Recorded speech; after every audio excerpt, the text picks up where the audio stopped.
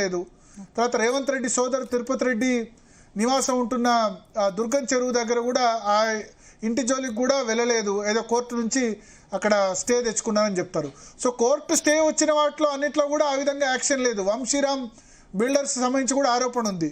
Jadcherla MLA Anirudh Reddy, Mahabubnagar MLA N శ్రీనివాసరెడ్డి వీళ్ళందరూ కూడా పిల్ దాఖలు చేసిన సందర్భం ఉంది. అన్ని కేసుల్లో ఒక విధంగా లేదు.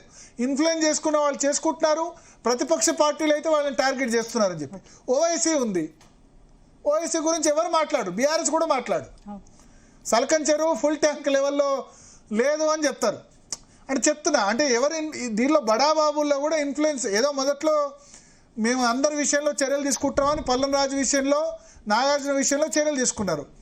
మరి సల్కన్ చెరువు లేకపోతే ఫాతిమా విద్యా సంస్థల విషయంలో హైడ్రా కరెక్టేనా అని బీఆర్ఎస్ కూడా క్వశ్చన్ చేయదు. ఎందుకంటే ఓఐసీని ఏమన్నా అంటే ముస్లిం ఓటు బ్యాంక్ పోతుంది. అదేందో అర్థం కాలేదు. అంటే ఓఐసీని అంటే ఇక ఓఐసీ మొత్తం ముస్లింలకు ప్రతీక అన్నట్టు బిహేవ్ చేస్తారు వాళ్ళు కూడా సెలెక్టివ్. బీఆర్ఎస్ ఓఐసీ గురించి మాట్లాడరు, వాళ్ళు కేవలం మిగతా వాటి గురించే మాట్లాడతారు. సో హైడ్రా కూడా పూర్తి జస్టిస్ అనలేదు, సెలెక్టివ్ జస్టిస్.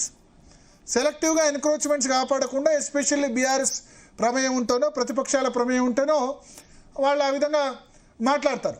సో అది జరుగుతోంది.